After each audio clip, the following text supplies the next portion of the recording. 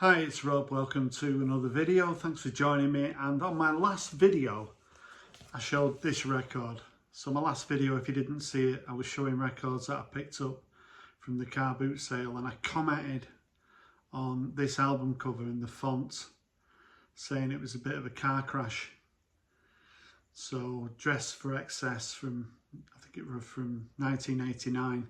So it looks like you're buying a packet of washing powder. If you look on the back as well, you know, there's what's in the washing powder. I just think it's a bit of a mess. So I wanted to do a video showing albums that I think on the whole are a bit of a mess. There are exceptions though. So I'm going to show the exception at the start of the video. So the exception is one of the most iconic album covers of all time. Never mind the bollocks, here's the Sex Pistols from 1977. So the font on this, it's different colours, it's not identical, but it works. I mean, how many t-shirts have you seen people walking around? I mean, there's a lot of controversy about this album when it came out. Record shops putting it in the windows and councils making complaints about it. I remember my dad banned it from our house, but I think my sister still sneaked in a copy. And it was designed by Jamie Reed, who passed away a couple of years ago. He met Malcolm McLaren at art college, so I suppose their friendship started there. And Jamie was responsible for God Save the Queen cover, the Queen with the safety pins, Anarchy in the UK, Pretty Vacant. So pretty iconic and definitely one of the most famous album covers of all time. Certainly one of my favourites. So yeah, never mind the bollocks. Here's the Sex Pistols, certainly a success story.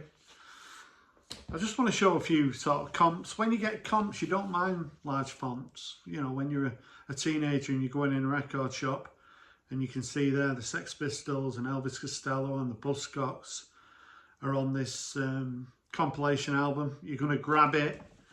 I've got so many of these sort of K-Tel albums with large fonts. I absolutely love them. Remember that one? Getting very excited.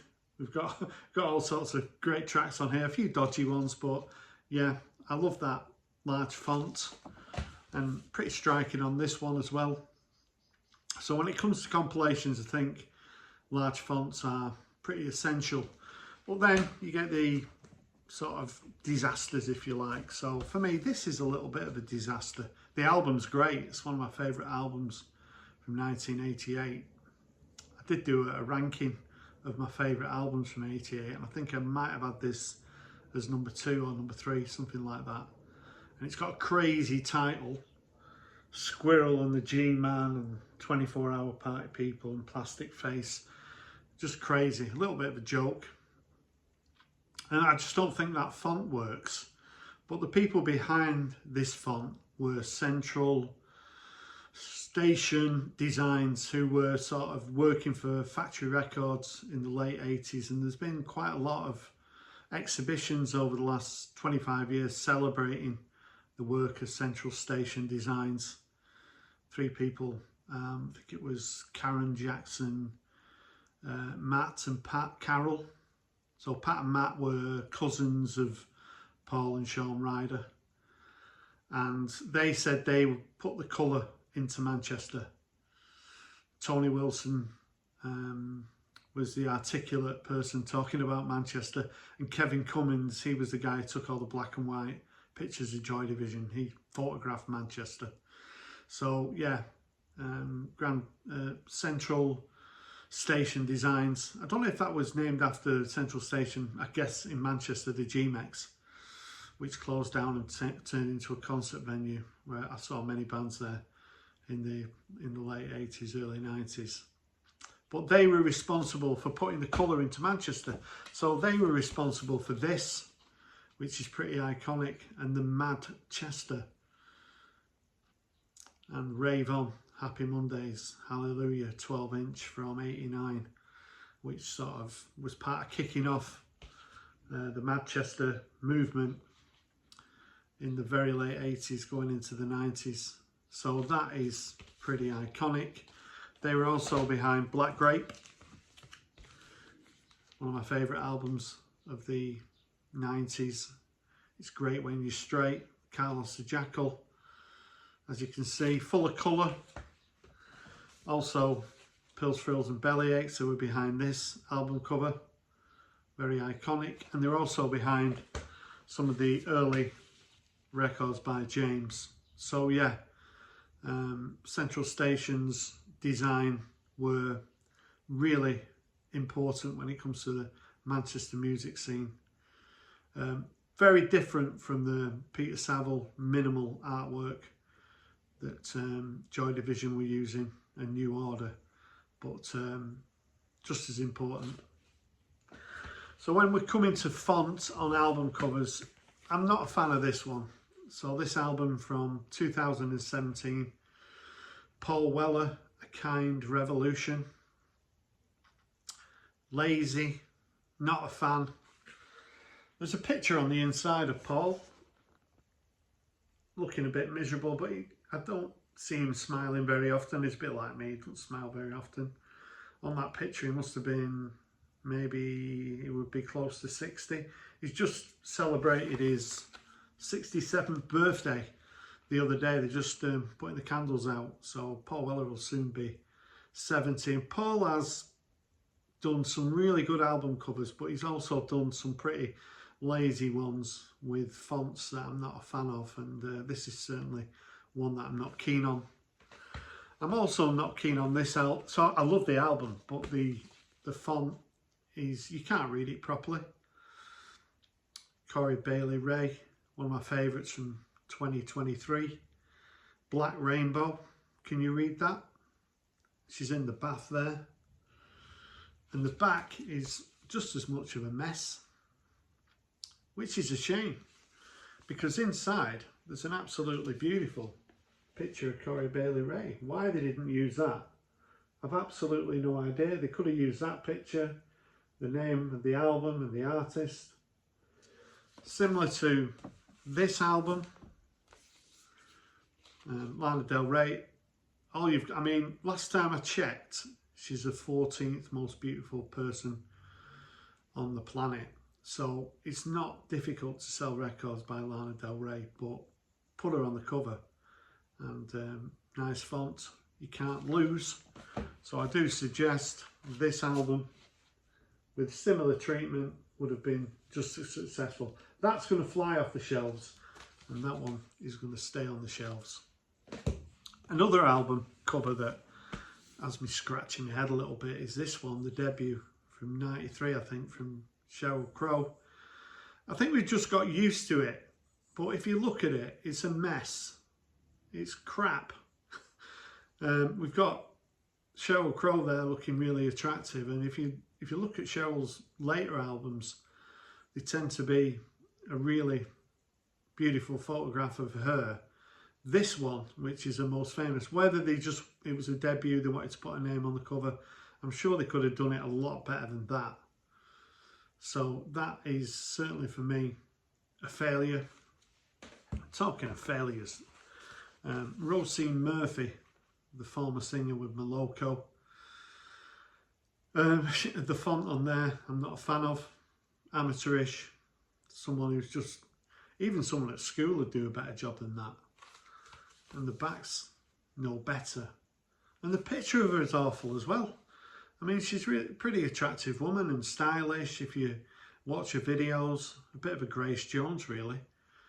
When you see her live, she's always dressed to the nines. But I've looked at a couple of her albums and she's guilty of some pretty poor choice of font on her album covers. I'm not going to say I'm an expert, but when I see it like that, I know that it's wrong. And I also know this is wrong on so many levels. But the font on this one, Bombay Bicycle Club, again, this is from 2023.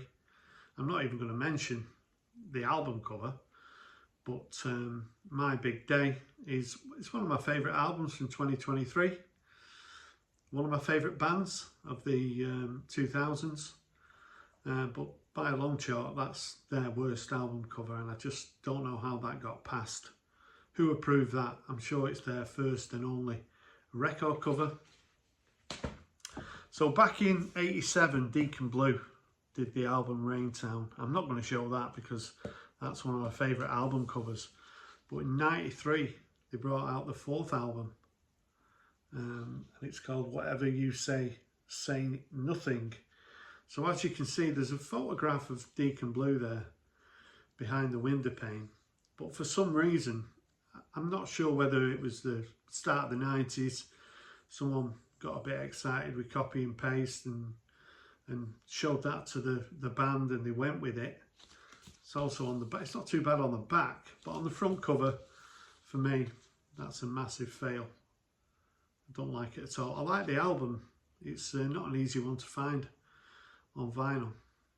But this was Deacon Blue's album that sort of, I want to say it finished them off. They've got a new album out that's got massive font on as well.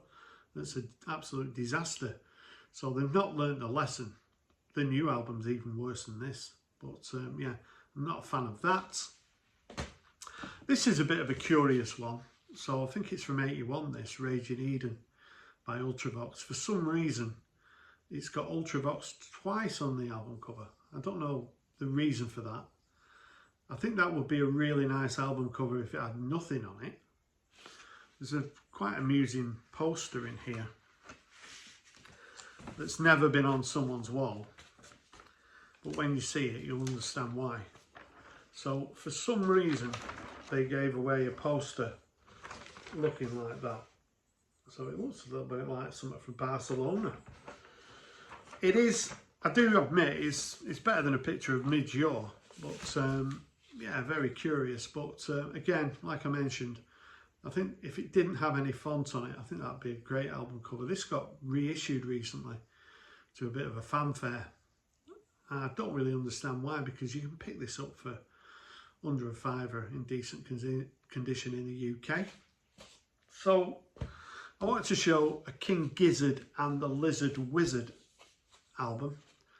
So this one, Flying Microtonal Banana. It's easy for me to say.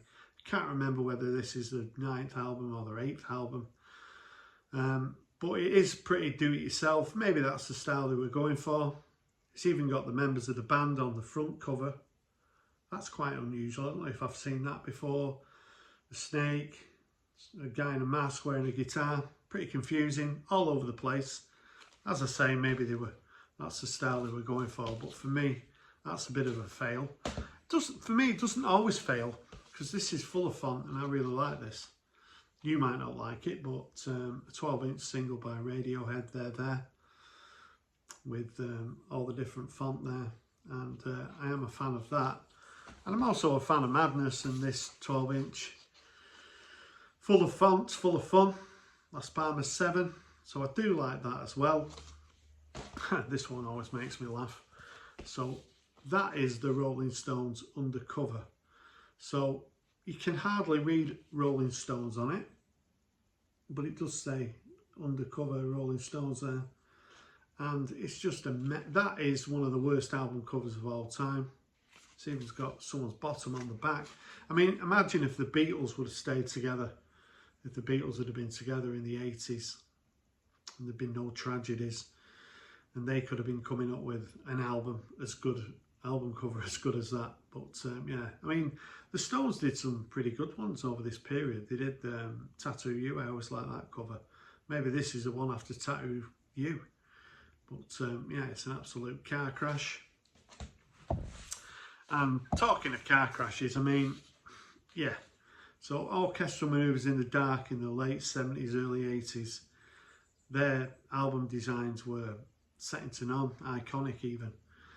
And then you go forward to 1986, which, you know, 5-6 years later, and they're coming up with this one for the Pacific Age album. I mean, you can't even tell which way is the right way up. And this was kind of the beginning of the end. A little bit of success in America with the track Forever Live and Die. But as an album, it was going into sort of different territory, different sort of electronic music. Certainly a lot different from the early 80s stuff, and sort of the beginning of the end for OMD for a short period. And then finally I want to show the fall. So the fall have got albums with font on them. It's been their style for many years. I'm not sure whether it works. I think we just got used to it. But for me, that different coloured font there doesn't really, you can't really read what it says. And I think it is a little bit of a mess. We've got Mark E. Smith on the back, so that'll cheer us up looking at his happy face. But yeah, the fall for me, usually on their album covers, a little bit of a font failure. So that's just a little bit of a look at some of the albums in my collection that I think, on the most part, are a bit of a failure. Hope you enjoyed the video. If you've got any comments, I'd love to hear from you. Thanks for watching, and bye for now.